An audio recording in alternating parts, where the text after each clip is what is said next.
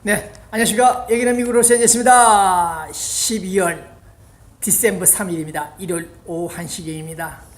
네, 그러나 오늘 12월 본 기자가 추측하고 추정하고 낙관하고 기대하고 관측하고 예상했고 분석했던 12월 달, 네, 내일 모레 노스코리아 김정은이는 모든 뉴스 뉴스맨들 앞에 놓고, 안녕하십니까, 여기는 미국 로스앤젤레스가 아닌 조선민주주의 인민공화국 노스코리아 김정은입니다. 아버지와 할아버지가 시도했던 핵 전략, 핵 보유국, 그것이 잘못된 것으로 판단하고, 그것이 세계 인류 전 평화를 위협하는 그러한 결과물이 될 것으로 믿지 않았던 핵 전략, 노스코리아의 핵 문제가 아니다, 이것이 아니다, 그런 결론에 도달하여 본인은 오늘 이 시간 우리 노스코리아 북한은 핵을 전면 포기한다, 동결이 아니고 예전에 영변에 동결했던 그 핵 포기 선언이 아니고 완전히 핵을 폐기하는 그런 결단을 내린다.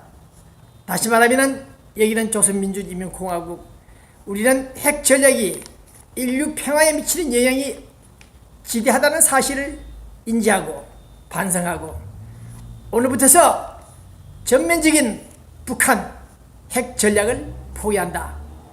그리고 아버지의 유언에 따라서 서구, 미국으로 달려가는, 소위 서구로 달려가는 개방 정책을 추진하겠다. 네, 이러한 방송이 나올 것으로 가슴 조이며 기다리고 있습니다. 통신부 TV 배우던 기자, 이 예측이 빗나가지 않기를 바랍니다. 이 방송을 시청하는 노스코리아 여러분들, 조선민주주의인민공화국 페이스북 3살때부터 차단시켰죠? 본 기자가 쓴소리, 된소리, 잔소리를 해대자 당에서 지시가 온 모양입니다. 페이스북 통신부 TV 뉴스 기자의 기사가 들어오지 못하도록 차단시켰습니다. 자, 어쨌든 간에 올 12월 달이 본 기자 입장에서는 많은 분들이 한 해를 돌아보고 계산하는 시간이 되겠습니다만은, 저는 12월 달이 중국, 차이나, 그리고 북한, 노스코리아가 함께 앉아서 미국과 협상 빅딜을 하는 그러한 뉴스를 기대한다는 것이 오늘 이 시간 방송의 뉴스입니다. 네, 지난주에 북한, 노스코리아 다시 한번 발사했죠. 아주 최장거리 14,000km 이상 날아가는 그런 미사일 발사를 볼 때 상당히 위협적입니다만은, 본 기자가 추정했던 대로 소련에서 들어온 유입된 핵 1급 기술자들이 만든 놀라운 무서운 무기들, 네, 그것이 이제 마지막 뜰이다, 마지막 미사일 뜰이다, 마지막 미사일 뜰이 되었다는 그런 사실이 이번 12월 달에 결정나기를 바랍니다.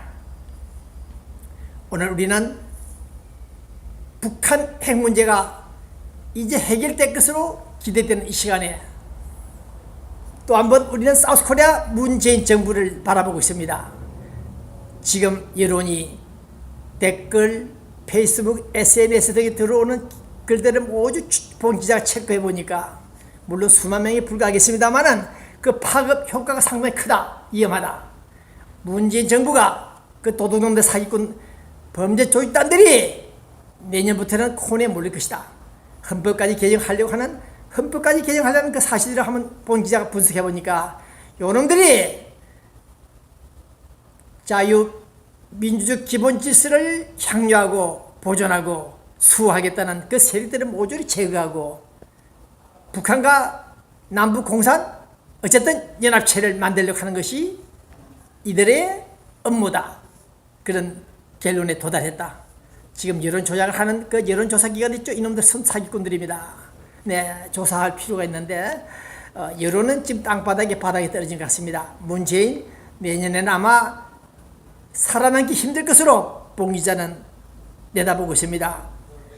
국가 정보까지 간첩을 잡는 자신들의 그 업무를 포기하는 대공수사권을 포기하는 이런 사실을 볼 때 이제 그들의 로드맵 북한과 연합하는 그런 상황으로 진입했다는 것이 오늘 또 하나의 이슈가 됩니다. 국가정보원 당신들의 업무가 바로 노스코리아 전략을 동양 동태를 분석하고 대응하는 것이 당신들의 주 업무입니다. 불구하고 대공수사를 포기하겠다? 국내 정책 개입하지 않겠다. 그러면 당신들이 할 일이 무엇인가?